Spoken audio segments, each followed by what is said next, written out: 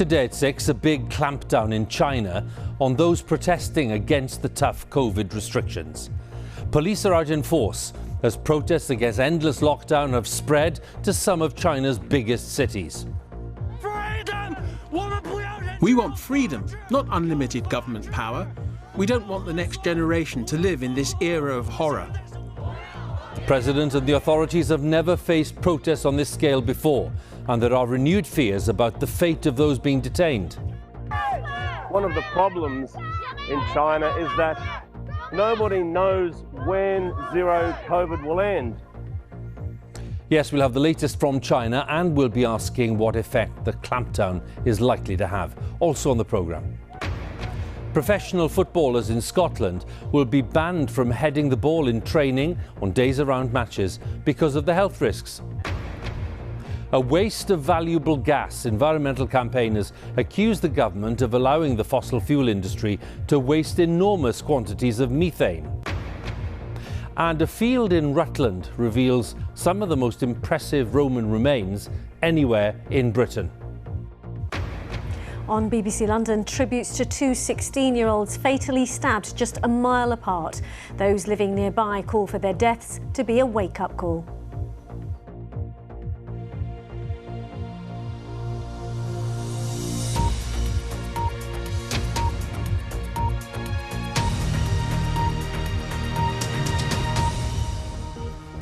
Good evening. President Xi of China is taking a very hard line with those protesting about the country's COVID restrictions.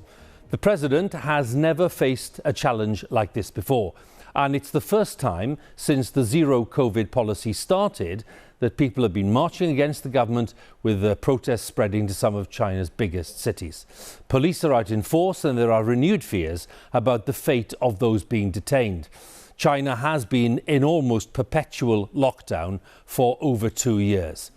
Now, several people were detained in Shanghai. Shanghai is China's biggest city. That's where police have placed barriers to block further demonstrations. Where did it begin? Well, the latest protest began here in the northwest, in Urumqi. That's a smaller city where 10 people died in a fire, among claims there that lockdown had actually hampered the rescue efforts, which really angered people. The protest then spread quickly to lots of other cities, including Chengdu and Wuhan, Nanjing and the capital, Beijing.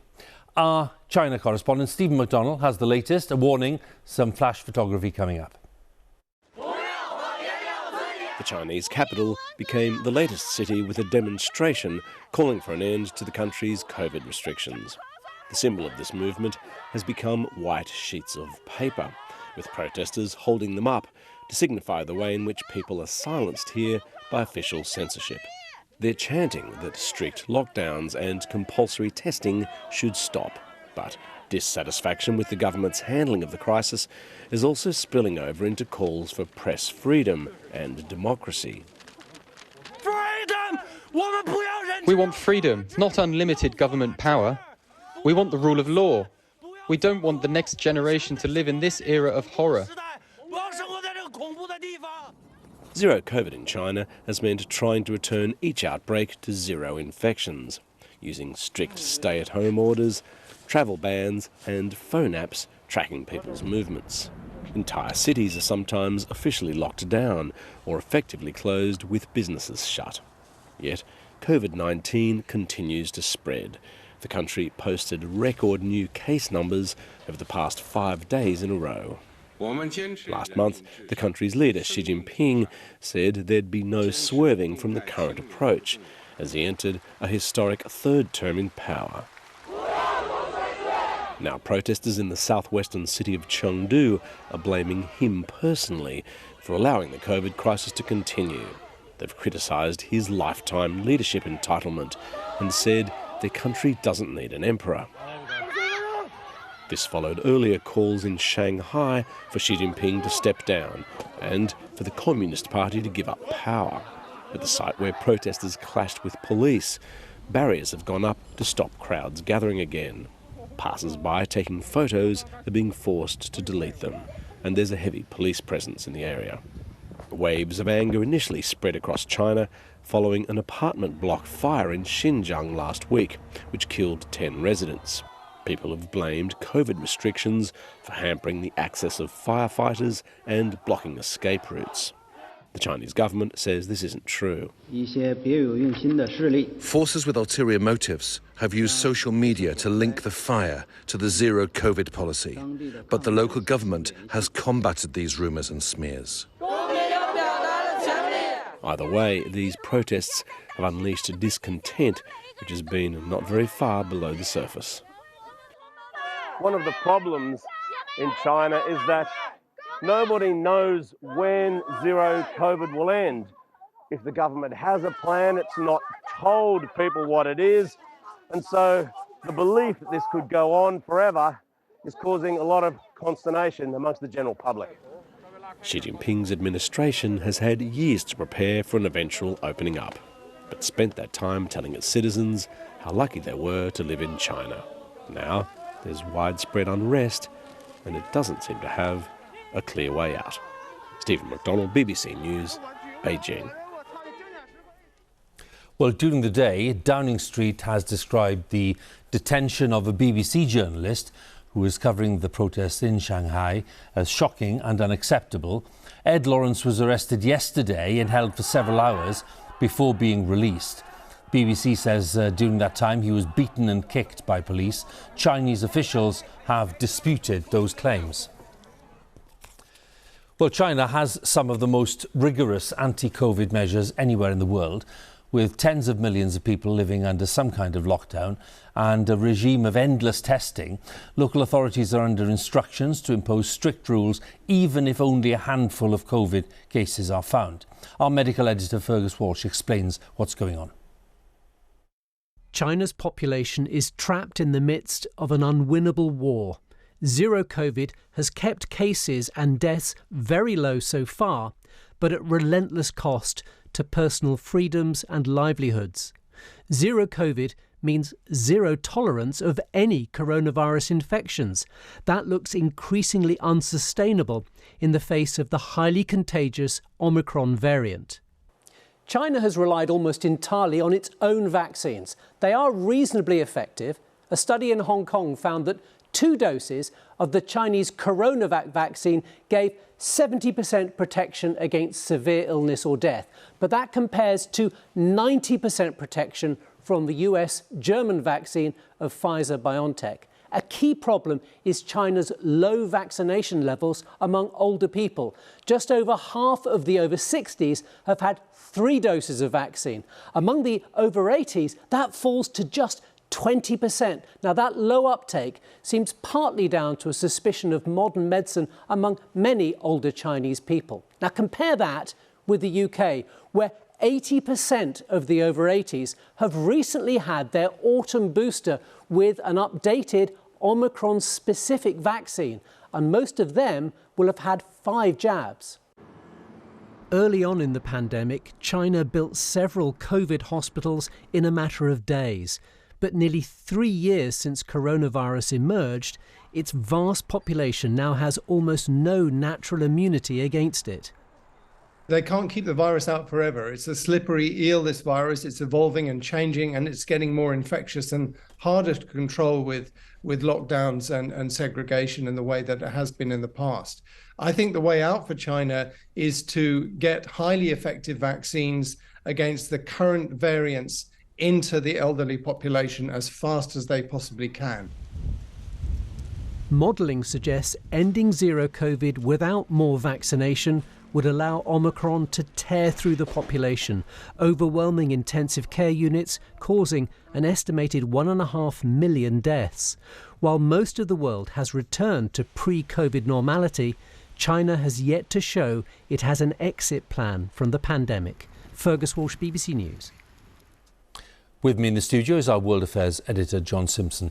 John, you've been reporting on China for decades.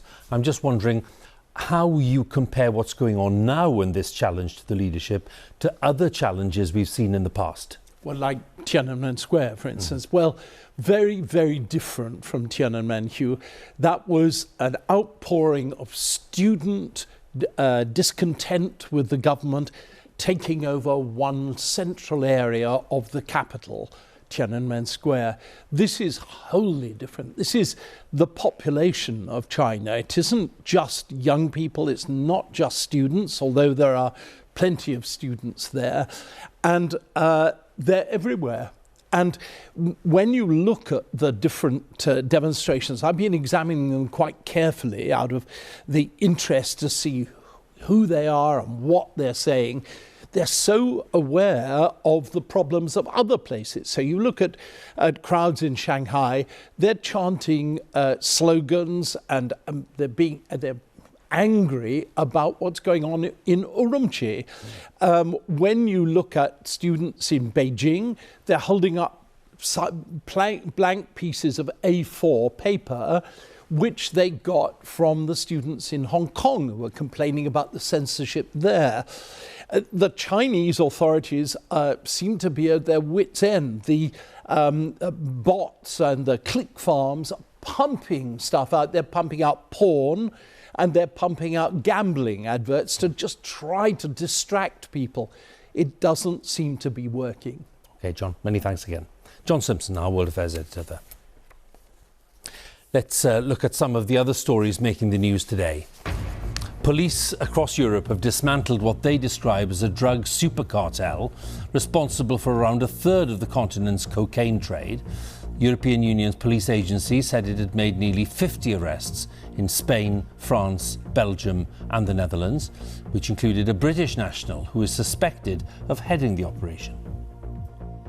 The number of cases of diphtheria among asylum seekers who have recently arrived in the UK has risen to 50. Most of the cases are in the southeast of England, where the Manston Migrant Processing Centre is located, which recently experienced severe overcrowding. The Health Secretary, Steve Barclay, says the risk to the wider population is very low. South Wales police are continuing to question 3 people in connection with the discovery of the bodies of 2 babies in a house in Bridgend at the weekend. 2 men aged 37 and 47 and a woman aged 29 have been arrested on suspicion of concealing the birth of a child. In Scotland, professional footballers are to be banned from heading the ball in training on days before and after a game. The new guidelines are based on research from Glasgow University, suggesting that former footballers were 3.5 times more likely to die from brain disease. Earlier this year, the FA in England introduced guidelines limiting the number of headers that players should make during their training sessions. Our sports news correspondent Chris McLaughlin has the story. Gordon McQueen was diagnosed with dementia last year. His family called for football to change its rules as evidence linking brain disease and former footballers grew stronger. Earlier this year, clubs in Scotland were asked to provide data on heading and training. With the figures in, change is now coming. Players are being banned from heading the ball the day before and after a match. Heading drills will be limited to 1 per week. And clubs are also being asked to monitor how much heading takes place during a weekly session. So what we're really saying is for players that may have more than one multiple head impacts during a game, there is a period of time over that next 24, 48 hours when brain function has been shown to slow down. So therefore, that's a period we're most concerned about. This was Motherwell Football Club returning to training today, training that could be very different from here on in. The studies that have been done and the evidence that's been shown, highlights the importance of, what we can do to kind of combat this, and, anything that these people that put in place will be fully supportive of. The FA introduced limits of its own on training in England from this season. Players are only allowed 10 high-impact headers per week. I feel that the Scottish FA, that's a fantastic initiative for them to jump ahead of everybody else and say that you can't head the ball before a match and after a match. And I hope that's implemented and stuck to by the clubs. The studies around the impact of heading on the brain have made for uncomfortable reading for football and, of course, for footballers. But the experts are adamant that things have to change. Well, that change is here, and football is fighting back against a disease that seems to hit its heroes hardest. Chris McLaughlin, BBC News. There are at least 40,000 asylum seekers staying in hotel accommodation in different parts of the UK, according to the Home Office. Most migrants claim asylum on arrival in the UK, and many are then housed in hotel rooms while they wait for the outcome of their applications. But that process is plagued by delays. And MPs were told last month that the government was spending around £7 million a day on hotel accommodation for asylum seekers and refugees. Our correspondent Jenny Kumar has been looking at the impact of the policy in the seaside town of Torbay in Devon. This resort has a long tradition of welcoming visitors, but the sending of asylum seekers to hotels here is having a mixed impact on the area. You're getting all your bits ready, Marge? This family have lived and worked in this hotel for over a year, but now they're packing up with nowhere to go, so asylum seekers can move in. Fundamentally, we've lost our jobs, our livelihoods and our accommodation in the run-up to Christmas. Don't forget baby Peter. The Home Office took over this third hotel in the area this month. The couple say they and other long-term residents were told they had to go. How do you feel about the fact that you're having to move out so that asylum seekers can move in? Well, we understand that the government has a duty of care to anybody who lands on our shores, basically, but it also has a duty of care to the people that are already here. You know, there's got to be justice for everybody, you know. What's it been like since you got here? This couple told me they fled to the UK earlier this month in fear of their lives. They didn't want to reveal their identities. I feel safe now, because no one will come to arrest me or my husband. But living in a hotel room with young children has been challenging. My kids, every single day, they are asking me about school, when we go to school. Mom, did you choose the right place to come? I told them yes, this is the great UK. We need some help right now. After that, we can work. We will not burden others. Torbay Council says it's focusing on providing the right support, but it's facing costs it can't afford, so it's taking legal action against the Home Office. It estimates it will spend over £1 million assessing around 20 asylum seekers placed here, who've identified themselves as under 18. But for some, it's a win-win situation. The owner of this hotel says the Home Office contract means it can stay open in the winter. It's plainly better to have asylum seekers in my hotel than being empty. We're not making vast amounts of money. It's not a bonanza because, of course, there are other hotels competing with me for the job. The Home Office says the use of hotels is a short-term solution, while it works with councils to find suitable accommodation. But councils here and elsewhere warn they're struggling to cope. Jenny Kumar, BBC News, Torbay. Time is 17 minutes past 6. Our main story this evening. In China, police are out in force as protests against endless COVID lockdowns have spread to some of its biggest cities. And coming up, in Qatar, England and Wales prepare for tomorrow night's crucial match to determine who makes the knockout stages. At 6:30, after a damning review into London Fire Brigade's culture, its boss tells me change starts now. Plus, looted by British troops in Nigeria, the museum now handing back the Benin bronzes.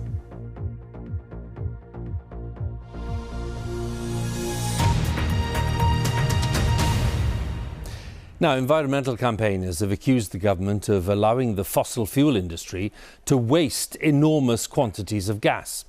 The Green Alliance charity claims that the amount of methane being leaked and then burned off by the UK's oil and gas infrastructure is enough to power more than 700,000 homes. And they insist that high energy prices mean that it should be profitable for more of the gas to be captured and used. Our environment correspondent Jonah Fisher has more details. Look. To spot a gas with no colour or smell, you need some pretty smart technology. This isn't your average camcorder, is it? No, it's scientific equipment, quite expensive actually. We've come out with a group of environmental campaigners who've made it their job to document where methane is being released. What are we looking at here? We're looking at a vent. It's the main vent of the facility. And you can see some continuous emissions from venting, so mainly methane. We peer through the fence at a small oil well in Hampshire. As part of the extraction process, gas is brought up to the surface and is then vented into the atmosphere. Methane is a greenhouse gas and it has more than 80 times the warming power of carbon dioxide. And that's why cutting emissions from oil and gas infrastructure like this is seen as one of the simplest ways of slowing the warming of our planet. The UK has a good record of cutting its methane emissions, but in recent years progress has slowed. Most of it now comes from farming and landfill, but the 11% from fossil fuels is seen as the easiest to tackle right now. This is absolutely avoidable. The technologies exist to capture the gas that's being vented and emitted from the various equipment that we see on this site. The North Sea is where the UK's oil and gas industry releases or burns most of its unwanted methane. But could it be doing more? Even before energy prices soared, the International Energy Agency said nearly half of the world's methane emissions from oil and gas could be captured at no extra cost. We estimate that around 750,000 homes could be heated this winter if we stopped flaring and instead piped that gas into people's homes. It's a scandal. The fossil fuel industry doesn't see it that way. They say UK emissions are falling steadily and have committed to cutting them in half by 2030. Some facilities that are quite old, to repurpose these facilities to capture what the Environment Agency would call de minimis volumes of methane, very small amounts, is not economically viable. With oil and gas companies enjoying record profits as our planet warms, campaign groups say they should be trying much harder. Jonah Fisher, BBC News. Just Stop Oil protesters have again caused traffic disruption in London after police had insisted that they were fully prepared to deal with the group's protest plans in the run-up to Christmas. In West London, protesters walked slowly along major traffic routes and also blocked roads in central London, as our correspondent Howard Johnson tells us. No new oil! Exasperated commuters watch on as Just Stop Oil brought their protest to central London today. Notice the city's famous red buses, reduced to a snail's pace. Look at the queues. We are waiting to go to a train station to get a train home. We're going to miss our train. Sorry, you said you have work? Half an hour late for work. Half an hour late for work? Since March this year, the group have made headlines through their disruptive style of campaigning. Artworks, sporting events and banks have all been targeted. It's a change of tactics here today for Just Stop Oil. They're now protesting in central London, not on the M25 we saw earlier this month. But here in front of one of the busiest roundabouts in London, Trafalgar Square. And what they're trying to do is raise awareness to call for the government to stop all new oil and gas projects. We can't just ask nicely anymore. We've tried petitions, we've tried peaceful marches, it's not working. So it's an emergency situation and we're treating it like an emergency and people understand that. It's been widely reported that the Home Secretary, Suella Braverman, is expected to meet with police chiefs this week to demand a tougher response to the group's actions, despite a stretch on police resources. Howard Johnson, BBC News. Well, by this time tomorrow, England and Wales will be preparing to face each other in their World Cup group game. Both can qualify for the knockout stages if they win, but, it's a big but, Wales would also need a favourable result between Iran and the USA. Our sports editor Dan Rowan is in Doha. Let's join him now. Hugh, ever since the draw for this tournament was made some 8 months ago, this first ever meeting between two home nation sides at a World Cup has felt like a truly momentous sporting occasion. But with all four teams in Group B still in with a shot of qualification, there's even more significance attached to it, and a nerve-jangling evening seems certain. In a moment, Hal Griffith with all the latest from the Wales camp. But first, Natalie Perks with England. People have been brilliant, everything's been good about it. Bit of winter sunshine, can't complain. It might not be what football fans are used to, but this Winter World Cup is growing on them. On the sands of Doha today, England supporters were clear about what they want to see against Wales. Just attack the game straight out, straight away. give it their best. The first 45 minutes, then if we've got a couple of goals, sit back. We're quite surprised about Foden because it was 6 weeks ago he scores a hat-trick in a Manchester derby. And I think any other team in the competition he starts. Gareth Southgate said Phil Foden will play a key part at this World Cup, a tournament in which England remain top of Group B, knowing a win, draw or even narrow defeat would see them advance. The opponent is wounded. We've got to play at our very highest level. We've got to be composed, but we've also got to be ruthless within the game.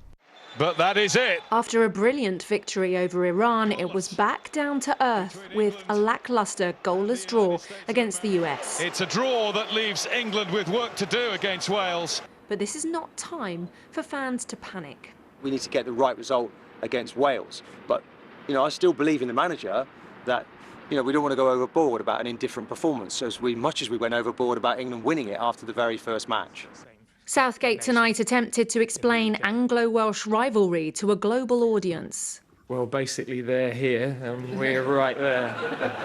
Despite Wales's predicament, there'll be no room for sentiment tomorrow. Natalie Perks, BBC News, Doha. Searching for souvenirs, knowing the journey back to Wales could come soon. For the Adams-Lewis family, all the way from Abertavy, Doha has delivered memories, but not the results they'd hoped for, especially losing to Iran. We're devastated. The kids are crying. It was tough. It was a tough game. But as usual, we dust ourselves off and we crack on.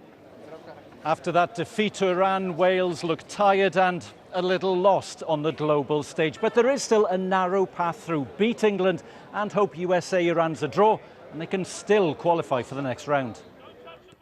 There is another route. Beating England by 4 goals would guarantee qualification.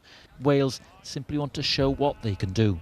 We have to go and perform and give our supporters, irrespective of what happens in the other result and whether we go home or whether we go through, we have to give the performance that our supporters are proud of. Hopkins is up, Jerry Jones is up. Hughes! Oh, and how well directed. It's 38 years since Wales last beat England. They'll need to be a lot more agile to do it again. If Wales can utilise their pace, especially in behind the gaps where the full-backs will leave because they like to push the full-backs on, I do see us having a little bit of joy. But we have to earn the right to play first and foremost, and we have to be up to the physical levels to be able to allow us to play and compete. So while England expects, Wales wonders, maybe, just maybe, if this is finally their time to shine. Hywel Griffith, BBC News, Doha.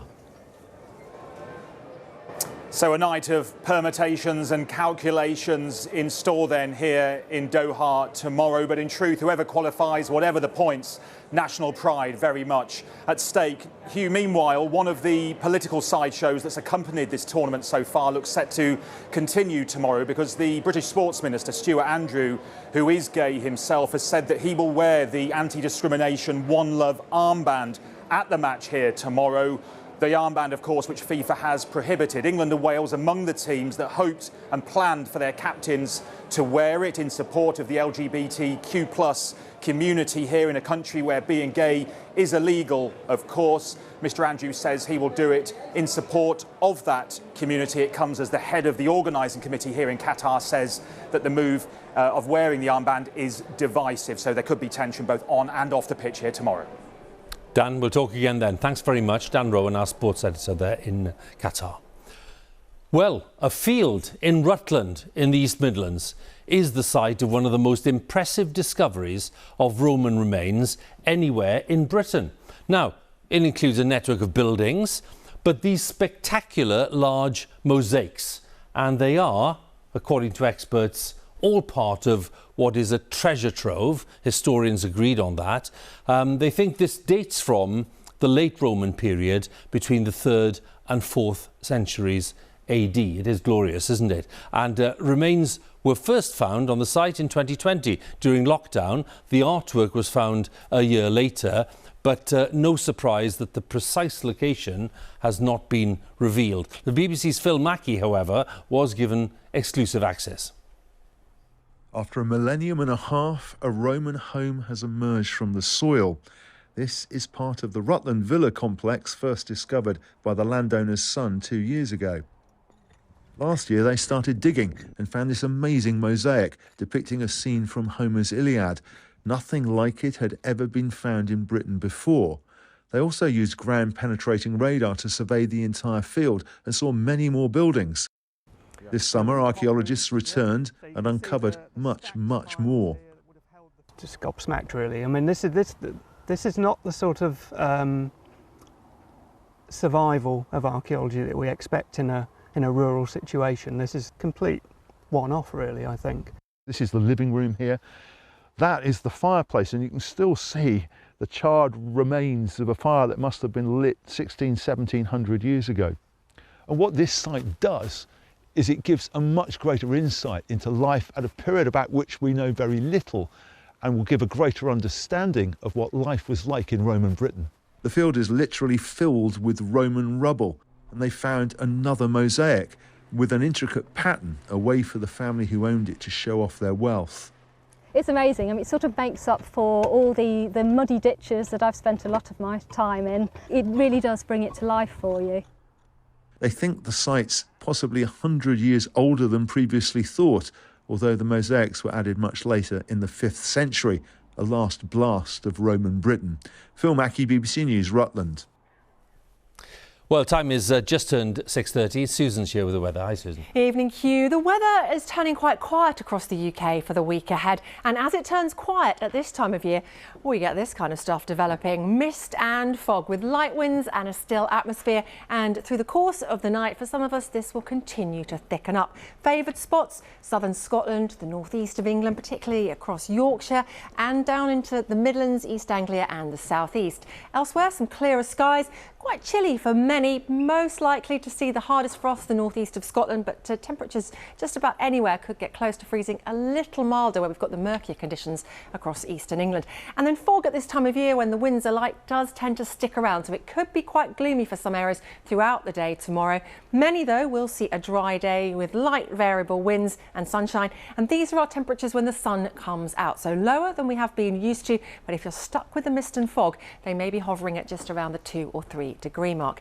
Tuesday into Wednesday, this front tries to come in from the Atlantic, but it's that high further east that has ideas for the rest of the week. It's going to be putting brakes on much of the rain coming in. We will see some briefly for Northern Ireland and Western Scotland through Wednesday, but elsewhere, fine conditions, perhaps less in the way of lingering mist and fog as we start to pick up something more of an easterly wind. And that high then through the week ahead is build just progressively across us, blocking those fronts from coming in. An easterly wind by the end of the week, and that will tap us into much colder air than we've been used to for a while now. We block all that lovely warm southwesterly Atlantic flow and we pull in some relatively cold air that's been stagnating across Russia of late. And for all of us then, our temperatures are going to slide away down to below average values as we make our way towards the weekend. But with an easterly breeze that will add to the chilly feel. It should mean though that we don't get stuck with quite so much mist and fog, but it could be quite grey and gloomy nonetheless. Hugh.